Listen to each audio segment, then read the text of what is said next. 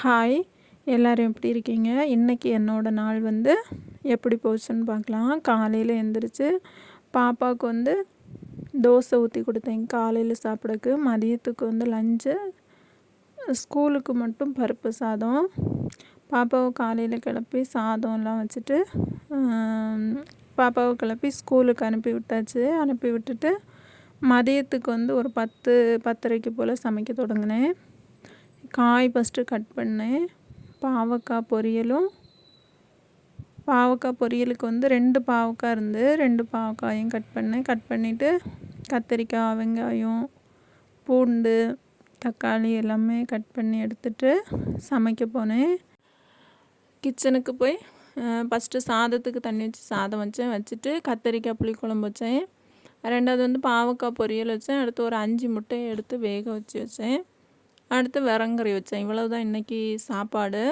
இதெல்லாம் செஞ்சு வச்சுட்டு நான் வந்து உட்காந்து நல்லா சாப்பிட்டேன். சாப்பிட்டு முடிச்சுட்டு கொஞ்ச நேரம் உட்காந்து செல்லு பார்த்தேன். அதுக்கப்புறம் இவங்க வந்து சாப்பிட்டாங்க.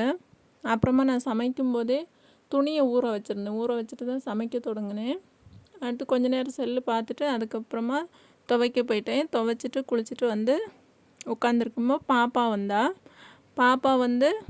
பாப்பா வந்தோடனே ட்ரெஸ் எல்லாம் மாற்றிட்டு டியூஷனுக்கு கிளப்பி விட்டுட்டு அவளுக்கும் மதியம் நான் சமைச்சு அவன் ஸ்கூலுக்கு வந்து பருப்பு சாதம் தான் கொண்டு போயிருந்தான். அதனால் மதியம் வச்சு சாப்பாடே சாயங்காலம் கொடுத்து டியூஷனில் கொண்டு விட்டுட்டு வந்துட்டேன். இனி வந்து கீரை வாங்கிட்டு வந்திருந்தாங்க, முளைக்கீரை. அதை வந்து கட் பண்ணி வைக்கணும். சுத்தம் பண்ணி கட் பண்ணி வச்சிட்டோன்னா காலையில் வந்து அவளுக்கு வந்து ஸ்கூல் வந்து காலையில் 8 மணிக்கே வேன் வந்துடும். நம்ம வந்து காலையில் எழுந்திரிச்சி கீரை எல்லாம் கட் பண்ண முடியாது, அது லேட் ஆகும். காலையில் சுத்தம் பண்ணி கழுவி அதை கட் பண்ண லேட் ஆகும். அதனால் நைட்டே அதை கட் பண்ணி வச்சிட்டோன்னா காலையில் ஈஸியாக இருக்கும். வெங்காயம் மட்டும் கட் பண்ணி தேங்காயும் திருவிட்டு பொரியல் வச்சிடலாம். அதனால் நான் வந்து இப்போது என்னை உட்காந்து அந்த கீரையை கட் பண்ணணும். கட் பண்ணிவிட்டு நைட்டுக்கு வந்து சாப்பாடு வந்து செய்ய வேண்டாம்னு நினைக்கிறேன். இருக்குது சாப்பாடு, மதியம் வச்சதே இருக்குது. லேட்டாக தானே வச்சேன், அதனால் அதே சாப்பிட்டுக்கலாம். இல்லைன்னா மாவு இருக்குது, தோசை ஊற்றிக்கலாம், அவ்வளவுதான். திரும்ப நாளைக்கு காலையில் எழுந்திரிச்சும் இதே வேலை தான் அப்படியே வரும். சமையல் மட்டும் மாறும். சமையல் மட்டும் வேறு செய்யணும். இல்லாமல் நம்ம செய்ய வேலை, இந்த வீடு சுத்தம் பண்ணுறது, துணி துவைக்கிறது, மடிக்கிறது, அப்படி எல்லாம் இதே வேலை தான் டெய்லி செய்துட்டு இருக்க வேண்டியது இருக்குது. நாங்கள் எங்கேயும் போகவும் முடியாது. பக்கத்தில் வந்து போவோம், வெளியில் எப்போவாது போவோம் அவுட்டிங்கெல்லாம்.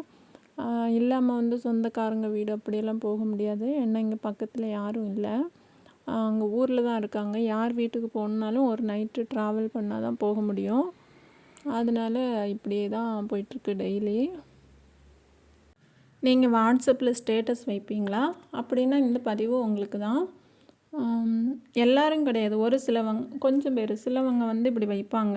ஏன்னா நானும் முன்னாடி வச்சுருக்கேன். நல்லா சந்தோஷமாக இருக்கும்போது, நல்லா ஹாப்பியாக இருக்கும்போது நல்ல பாட்டாக, நமக்கு பிடிச்ச பாட்டாக அப்படி போடுவோம். கொஞ்சம் வீட்டில் எதுவும் ப்ராப்ளமோ இல்லைன்னா நமக்கு ஏதாவது மனசு கஷ்டமாகவோ ஏதாவது இருந்தோன்னா உடனே நம்ம வந்து கொஞ்சம் ஃபீல் பண்ணி போடுற பாட்டு அப்படி போடுவோம்.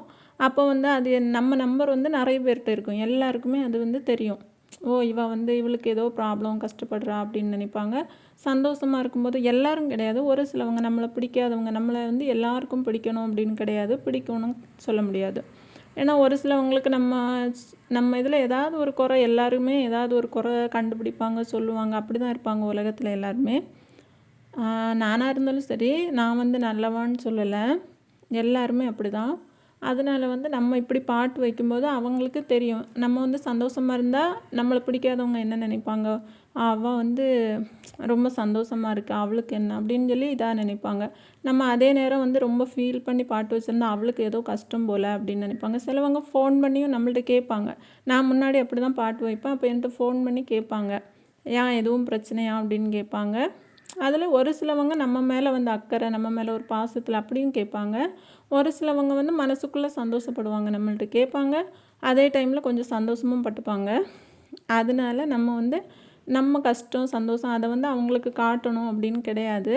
அதனால் அப்படி வைக்கிறத நம்ம வந்து ஸ்டாப் பண்ணிடலாம். எதுக்கு நம்ம கஷ்டப்படுறத பார்த்து அவங்க சந்தோஷப்படுவாங்க, அதை எதுக்கு நம்மளே உருவாக்கணும் அப்படின்னு நினச்சிட்டு நானும் அப்புறமா அந்த பாட்டு எதுவுமே வைக்க மாட்டேன். இப்போ எப்போவாவது ஃபோட்டோ எடுத்தால் மட்டும்தான் வைக்கிது, இல்லாமல் நான் ஸ்டேட்டஸே போடுறதில்ல. நீங்களும் யோசித்து பாருங்கள். பாட்டு மட்டும் கிடையாது, ஏதாவது இமேஜு, டைலாக் அப்படி நிறைய இருக்குது. எல்லாமே அப்படி தான். யோசித்து வைங்க. அவ்வளோதான். பாய்.